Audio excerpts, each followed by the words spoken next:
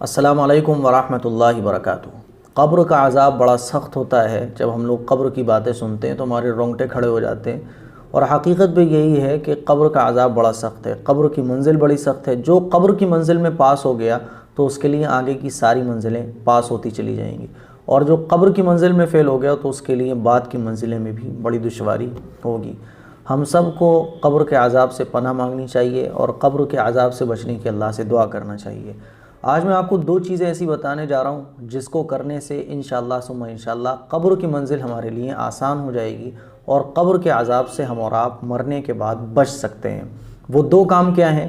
پہلا کام تو ہمیں یہ کرنا چاہیے ہر مسلمان کو، چاہے وہ مرد ہو چاہے وہ عورت ہو، کہ روزانہ سونے سے پہلے اپنے نفس کا محاسبہ کرنا چاہیے۔ صبح سے شام تک جو کچھ ہم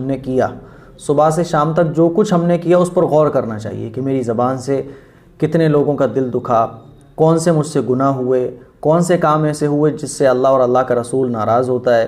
سارے پورے دن کے جتنے بھی کام ہیں سب میں غور کرنا چاہیے، اور غور کرنے کے بعد جو نافرمانیاں ہوئیں، جو گناہ ہوئے، جو غلط الفاظ ہماری زبان سے نکلے، اس پر توبہ کرنا چاہیے، اللہ سے معافی مانگنا چاہیے، اور سچی پکی توبہ کرنے کے بعد اللہ سے وعدہ کرنا چاہیے کہ اللہ اب اگلے دن سے میں کوئی گناہ نہیں کروں گا۔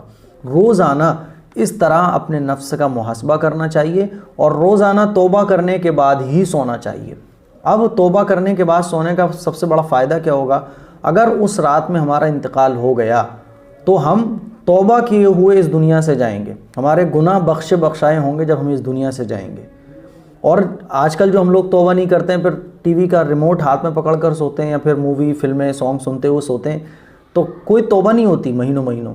تو یہ جو پورے دن کا ہم جائزہ لیں گے سونے سے پہلے اور پھر توبہ کر کے سوئیں گے، تو روزانہ کے گناہ ہمارے اس توبہ سے بالکل معاف ہو جائیں گے، اور جب ہم سوئیں گے تو پاک صاف گناہوں سے ہو کر سوئیں گے، اور اگلے دن جب صبح ہو تو اللہ کا شکر ادا کرے کہ اللہ نے مجھے ایک دن اور دیا، اور پھر اس دن کو گناہوں سے پاک صاف، حرام حلال کا فرق کرتے ہوئے گزارنے کی کوشش کرے۔ تو پہلا کام یہ کہ روزانہ سونے سے پہلے اپنے پورے دن کا، جو پورا دن گزارا ہے اس کا جائزہ لینا چاہیے، اور جو گناہ اور کوتاہیاں ہوئیں اس سے توبہ کرنا چاہیے، اور اگلے دن کو بہتر گزارنے کا اللہ سے وعدہ کرنا چاہیے۔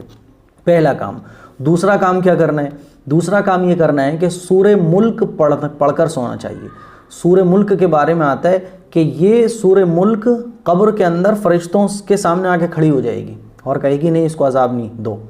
تو فرشتے کہیں گے بھئی تم کون ہو؟ تو وہ سورہ ملک کہے گی کہ میں سورہ ملک ہوں، اور یہ مجھے روزانہ پڑھا کرتا تھا، اس کو تم عذاب نہیں دے سکتے۔ تو سورہ ملک پڑھنے کے بہت سارے فائدے ہیں، جس میں سے ایک سب سے بڑا فائدہ یہ ہے کہ سورہ ملک قبر کے اندر قبر کے عذاب سے ہم کو بچائے گی۔ حضرت ابن عباس رضی اللہ تعالیٰ عنہ کا بیان ہے کہ ایک صحابی نے انجانے میں ایک قبر پر خیمہ لگا لیا، اندر سے قبر کے اندر سے سورہ ملک پڑھنے کی آواز آئی۔ قبر والے نے شروع سے لے کے آخر تک سورہ ملک کی تلاوت کی۔ آپ نے رحمت للعالمین صلی اللہ علیہ وسلم کے پاس آ کر یہ واقعہ بیان کیا کہ یا رسول اللہ، قبر کے اندر سے سورہ ملک پڑھنے کی آواز آ رہی ہے۔ حضور نے فرمایا یہ صورت عذاب قبر روکنے والی اور اس سے نجات دینے والی ہے۔ حضور نے کیا فرمایا کہ سورہ ملک جو ہے یہ عذاب قبر کو روکنے والی اور عذاب قبر سے نجات دینے والی ہے۔ اسی طرح حضرت ابن عباس رضی اللہ تعالیٰ عنہ نے ایک شخص سے فرمایا کہ میں تمہیں تحفے کے طور پر ایک حدیث نہ سناؤں جس کو سن کر تم خوش ہوگے؟ تو وہ شخص کہنے لگا کہ حضرت ضرور سنائیے۔ عباس رضی اللہ تعالیٰ عنہ جو صحابی رسول، انہوں نے فرمایا کہ سورہ ملک پڑھا کرو، اسے تم بھی یاد کر لو اور اپنے بچوں کو بھی یاد کراؤ، اور اپنے گھر والوں کو بھی یاد کراؤ، اپنے پڑوس والوں کو بھی یاد کراؤ، پڑوس کے بچوں کو بھی یاد کراؤ، کیونکہ یہ صورت نجات دینے والی اور جھگڑا کرنے والی ہے۔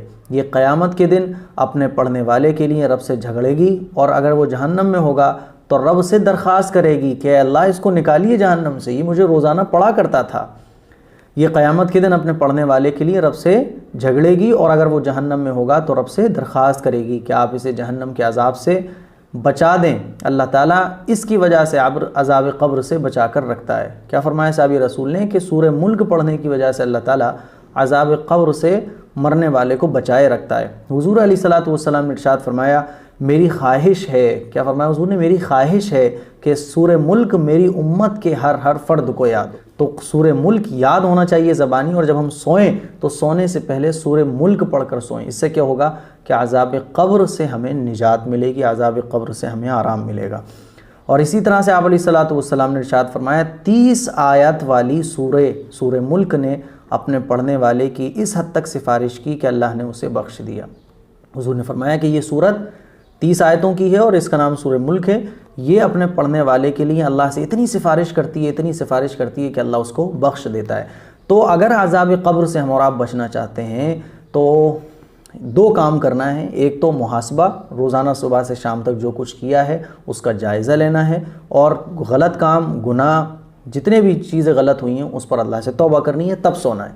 نمبر 2 سورہ ملک پڑھ کر سونا ہے۔ یہ 2 کام اگر ہم کر لیں گے تو انشاءاللہ ثم انشاءاللہ ہم عذاب قبر سے مرنے کے بعد محفوظ رہیں گے۔ یہ بات ہمارے جتنے بھی دیکھنے والے لوگ ہیں ان سے درخواست کریں گے، یہ بات اپنے گھر میں سب کو بتائیں، یہ کلپ سب کو دکھائیں، تاکہ ہمارے ماں باپ، ہمارے رشتہ دار، ہمارے عزیز و اقارب سارے لوگ عذاب قبر سے بچ سکیں۔ دعاؤں کی گزارش ہے، ہم دعا کرتے ہیں کہ اللہ تعالیٰ تمام مسلمانوں کو عذاب قبر سے محفوظ فرمائے۔ السلام علیکم ورحمۃ اللہ وبرکاتہ۔